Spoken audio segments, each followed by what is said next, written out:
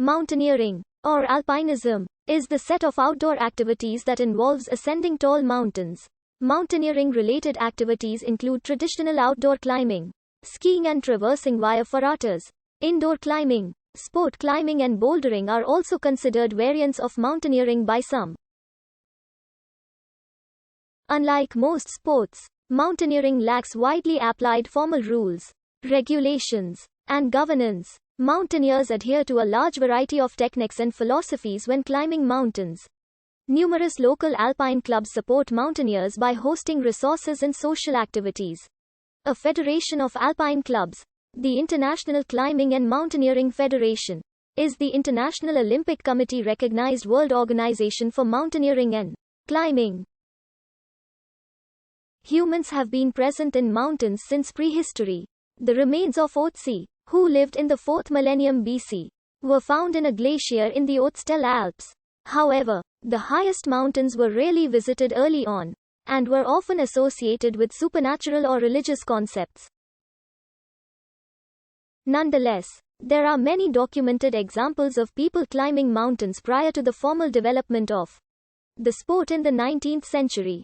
Although many of these stories are sometimes considered fictional or legendary, the famous poet Petrarch describes his 26th of April 1336 ascent of Mount Vento in one of his Epistolae Familiares, claiming to be inspired by Philip V of Macedon's ascent of Mount Hemo. For most of antiquity, climbing mountains was a practical or symbolic activity, usually undertaken for economic, political, or religious purposes. A commonly cited example is the 1492 ascent of Mont Aiguille by Antoine de Villiers, a French military officer and lord of Dom Julien and Beaupré. In the Andes, around the late 1400s and early 1500s, many ascents were made of extremely high peaks by the Incas and their subjects. The highest they are known for certain to have climbed is 6,739 meters at the summit of Volcan Lulayeco. The Age of Enlightenment and the Romantic era marked a change of attitudes towards high mountains. In 1757, Swiss scientist Horace Benedict de Saussure made the first of several unsuccessful attempts on Mont Blanc in France. He then offered a reward to anyone who could climb the mountain, which was claimed in 1786 by Jacques Balmat and Michel Gabriel Paccard. The climb is usually considered an epochal event in the history of mountaineering, a symbolic mark of the birth of the sport. By the early 19th century, many of the alpine peaks were reached, including the Grossglockner in 1800, the Ottler in 1804, the Jungfrau in 1811, the Finsteraarhorn in 1812, and the Breathorn in 1813. In 1808, Marie Paradis became the first woman to climb Mont Blanc, followed in 1838 by Henriette d'Angeville. The beginning of mountaineering as a sport in the UK is generally dated to the ascent of the Wetterhorn in 1854 by English mountaineer Sir Alfred Wills, who made mountaineering fashionable in Britain. This inaugurated what became known as the Golden Age of alpinism, with the first mountaineering club, the Alpine Club, being founded in 1857.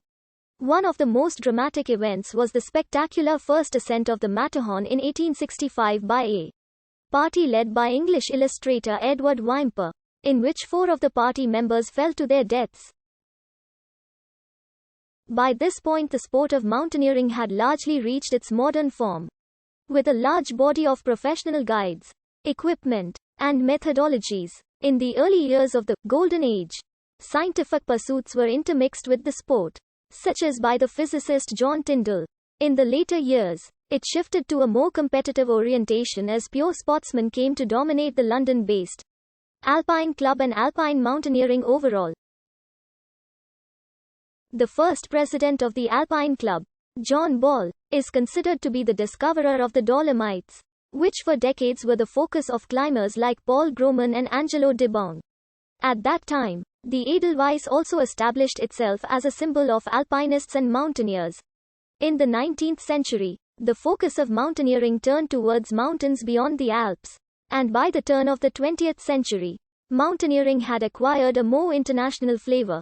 In 1897, Mount St. Elias on the Alaska-Yukon border was summited by the Duke of the Abruzzian Party. In 1879 to 1880, the exploration of the highest Andes in South America began when English mountaineer Edward Whymper climbed Chimborazo and explored the mountains of Ecuador. It took until the late 19th century for European explorers to penetrate Africa. Mount Kilimanjaro in Africa was climbed in 1889 by Austrian mountaineer Ludwig Purtscheller and German geologist Hans Meyer. Mount Kenya in 1899 by Halford Mackinder. The last and greatest mountain range was the Himalayas in South Asia. They had initially been surveyed by the British Empire for military and strategic reasons. In 1892, Sir William Martin Conway explored the Ka